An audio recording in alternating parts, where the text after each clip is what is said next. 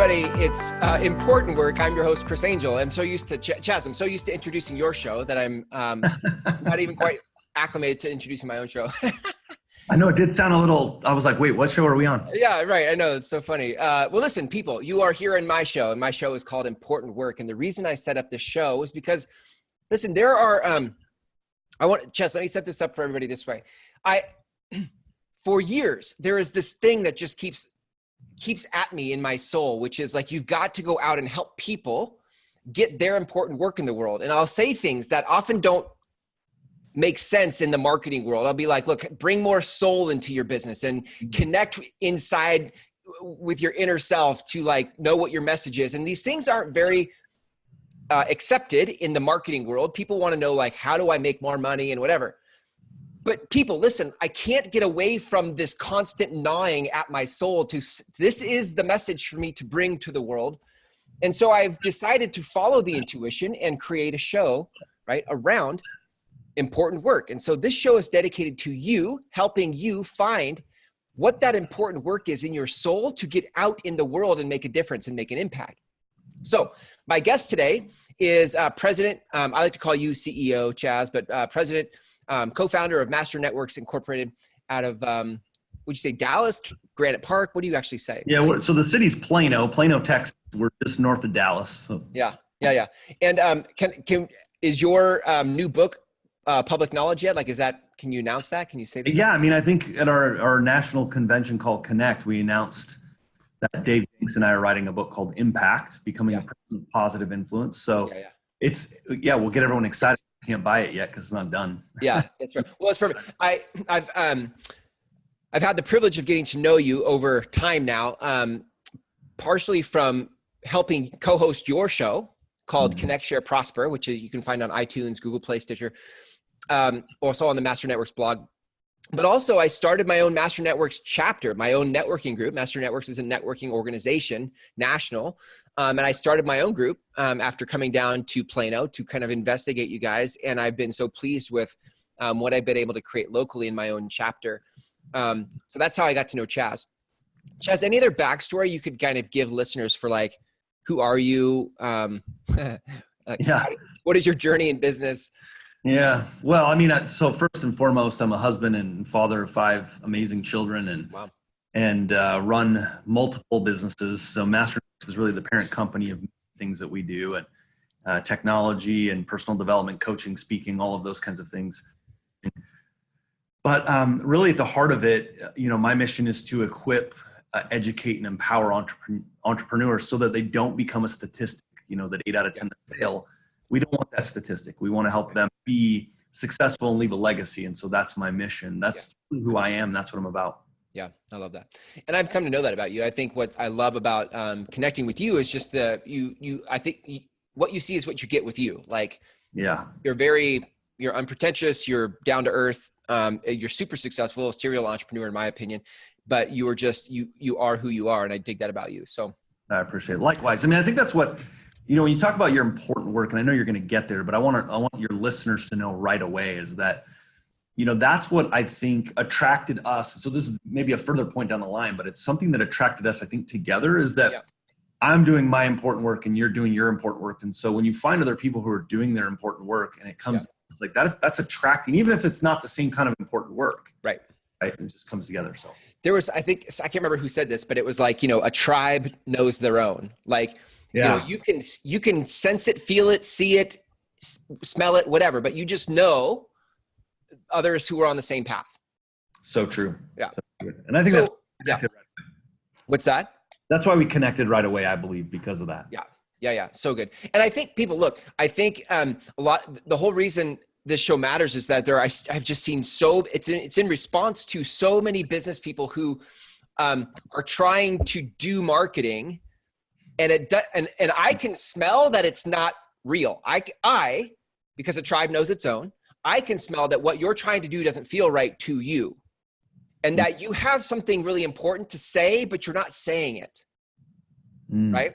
Yeah. You're trying to do Facebook ads the way you think you're supposed to do Facebook ads, or you're trying to send direct mail or do networking or whatever it is you're trying to do. You're trying to do it the way you think you're supposed to do it rather than what your soul's trying to communicate to you. Yeah, but see, I know you're talking directly to me because I'm that person. Like it's because, but so being clear about your important work, and then you talked about this before. It's having the message and then having the right platform to deliver that message. And so I think while I'm pretty clear on what my important work, sometimes where I get crossed is then, okay, how do I then get that portrayed or conveyed across? Mm-hmm. Sometimes I have people in my ear who are marketing people, if you will, that aren't doing it the right way. And so sometimes I've gotten confused as well. So I don't want some though, and I know that's not what you're saying, but I could hear maybe where someone could listen to that and say, oh man, but maybe that is me. And I've been there many times where the message isn't matching the messenger. Mm-hmm. Sure. Yeah. Well, I think that's part of finding your voice as somebody doing important work. Like, listen, I'm 17 years into business and I've always sort of had this soul direction, soul focus on things. And I can't tell you how many of those 17 years I've been off in the wilderness doing something completely unrelated to what I feel my soul is calling me to do. And it just is super uncomfortable because I can tell it's not right, but I haven't been able to pinpoint what is right. Make sense? Yeah, for sure. And so, I mean, that's kind of a good segue into, the questions I want. Like one of the things I really want from my guests on the show is to hear how you found your important work, because that's part of the challenge is going like, how do I actually know that this is it? How would you say you found your important work? So it's interesting, and you may have other guests down the line that like it was real clear to them their important work, and so there's people listening like just not sure, and I think I stumbled through a lot of it, quite honestly. I had to find where like and still discovering my important work. I don't know if that's maybe part of the understanding is that as I've developed and gotten more clear, I also have become more clear that there's still more for me to learn about my important work, that it's not like a destination. It's more about on the right path. Yeah, that's good. So I feel like I'm on the right path and I'm getting clear on the destinations, but part of it came into be is where I got feedback from people. See, I'm in a constant feedback mode. I want feedback because here's the interesting thing is as I look forward in my life and just this year I had a milestone birthday, turned 40, talking with my kids about that, my kids are cracking all the jokes. But the interesting thing is I said, okay, so if the whole purpose for me in my life is to become the best version of myself, right, and get on important work, the only way I know to get there is to get feedback from others. So it's that we want to become the best versions of ourselves, but often we're not open to the feedback to get there. Yeah. Right now, I'm on this mode this year since I turned 40. For whatever reason this year, I'm like, feedback.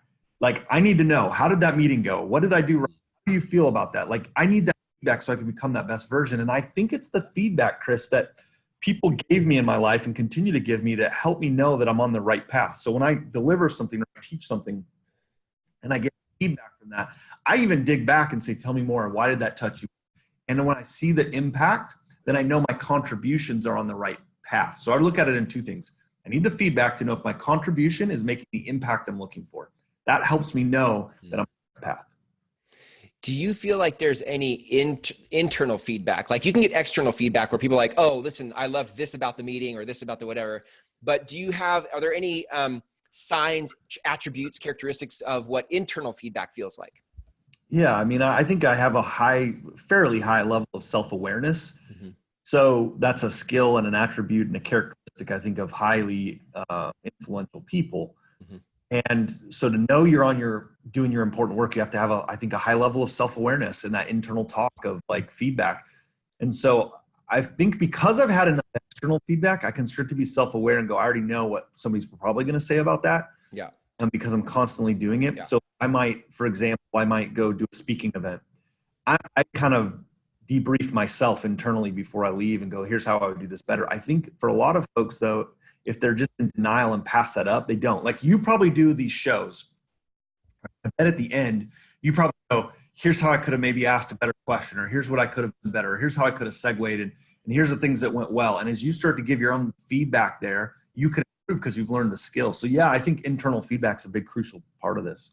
I think too, for my internal feedback, there are things, Marcus Buckingham, do you know him? I've heard the name. So he did a lot of strengths movement stuff with Gallup. And then he wrote a book called Go Put Your Strengths to Work and some other stuff. And he had this this video of him doing a talk, and he said in it, like, he was talking about strengths, and he said a strength is something that when you do it, you feel strong. And I loved that, because a lot of times we think of strengths as things we're good at. Well, we might be good at a lot of things, but there's only a handful of things that when Chris Angel does them, I feel strong. Yeah. You know, and for me, that feeling of feeling strong is internal feedback. It's like, and I think sometimes our important work is often in alignment with the things we do, that when we do them, we feel strong. Yeah. So something I just said the other day, and I think it's right along those lines. I used the word fulfilled. Like, ask people to write down an activity or something they do that helps them feel fulfilled. Yeah. It was really interesting to see some of the responses, but then I was like, okay, why do you feel fulfilled and so forth? And I think that became their important work. It was like easy to identify the activities that helped. That was the contribution piece of how they became fulfilled and made an impact. So, I think it's your strengths where you feel confident, powerful, and fulfilled. There are things I'll do that when I do them, I'm like, this does not feel right. Now there's a distinction in there, because sometimes it's you're learning a new skill, and sometimes learning a new skill is uncomfortable. So I'm not saying that. Like, there's absolutely a place to be uncomfortable in learning something new, but from a place of what your important work is and the direction of the work you're doing. For example, running a Facebook ad to some topic that's completely unrelated to what I really want to be doing in the world. That internal feedback is like, this just doesn't feel right. Yeah. Versus running a Facebook ad and struggling with the Facebook ad towards a message and an audience I want to be impacting. That is frustrating in the Facebook ad, but it feels right. Maybe not good, but it feels right in the direction that I'm headed. Do you listen to shows like this and think, I could totally do that? You have a longing to connect more genuinely with your community and have a platform where you can play a bigger game. But you never start because either the tech's overwhelming, or you don't want more work on your plate, or maybe you're not exactly sure what you would say. Yet you know you have really important things to share. This is why we created a done-for-you content marketing service, helping you give life to the conversations in your head to grow your business and your impact. Learn more at mygroundswell.com. Yeah, I agree. For me, it's just getting clarity on that important work and moving towards that. I probably don't, I do a quick assessment and I move forward. I'm more like, I don't mean more as in you and me. I just mean overall, I'm more of a assess and move. I don't dwell a lot in all the other things. So that's good. I think that's why I think that's a super strength of yours. I envy that in some ways, because I think I am a reflector a lot of times. I'm a maximizer. If you look at the strengths profile, I'm a maximizer. I'm strategic. I like to get in and see how it works and try to make it better. In fact, it's funny because in Strength Finders, it does say I should surround myself with activators. And I'm guessing you're an activator. Yeah. At some level. I remember I did that years ago. I don't remember what they came out as, but I would imagine that's what it is. I mean, activators they go do. They implement. They go. They implement. And so that's cool. Well, I think by the way, I think that's what's helped me find my important work, is because I just go do, and then I learn along the way. I'm looking for the feedback. That's feedback. Yeah. I never have a fear of making a mistake. I just don't fear that, because I need that quick. I love that. So let me ask you this question then. How do other people, when you get into business, our listeners are the kind of people who they're successful in business, but they know that there is a higher calling. There's something bigger and more important to now go do besides the transaction. And that can often be unsettling, because they're used to having success to just go make this happen, but they want to now take on a different kind of interaction or conversation or message with the public. So how do people begin to find that? How would you recommend people go fine tune their important work? Find it, right? Yeah. So here's a couple of things I would suggest. If you're writing down a list, here's what I would write down. Number one is I would surround myself with people. You've heard before, but I would surround myself with sort of a board of people. You can call it a board of advisors or a mastermind group of some kind. People you trust, but will be honest to give you feedback about your important work. So I've been fortunate to have mentors in my life who said, because it's athletics, when you watch film, you see things that you can't see in the field, right? And having a mentor that can say, here's what you're really good at. Here's what you need to do. Like I've said to you, Chris, I think you're one of the best interviewers I've ever seen. And that's the honest truth. And you probably see things that you want to improve or whatever, but having people around that are giving you honest feedback that are valid is really important. That's one of the first things. The second thing is doing a show like this is really important. And I would recommend everyone do a show like this, because what it's helped me continue to do is I'll say something on one of these shows. Mm-hmm.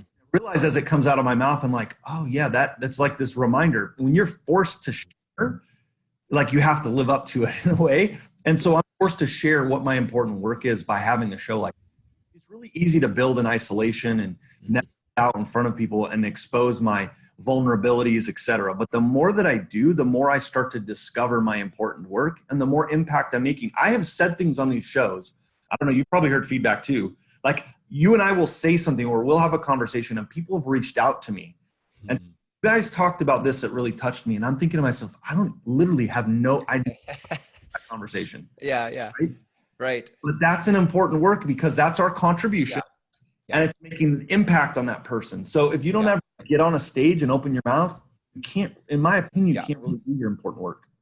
Yeah, so it's interesting too. Plug for you. Shameless plug there for you. I think. Yeah, thank you. I'll take it. People need to get on and do a show like this with you, particularly. Thank you for that. I think what makes, I'm super partial to this format of an interview. I will do direct to camera type of videos, but in an interview, what happened, there's a couple things that happen. One, if you're not a camera person, you kind of forget the camera's on and you and I are just having a conversation. Number two,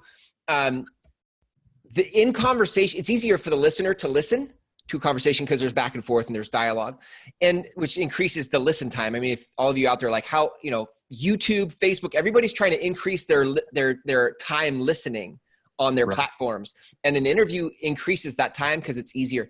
But three, and this is probably the most important part, is that what I am so fired up about is that people, you already have something passionate to say to the world. Yes. But when you stare into a camera, you kind of shut down and you do 20 takes and you still don't like it. And you're like, I look stupid on camera. I don't like the way I sound. And But when I or somebody in a show can reach in and pull out of you something that just comes out because it's in your soul to say, then what happens is people are touched. People are moved by what you said. And they come up to you and they go, hey, when you said that thing, it really meant something to me. And you're like, I don't remember saying that. It's because it came from your soul. Like it wasn't an intellectual thought you had. It just came out. Yeah.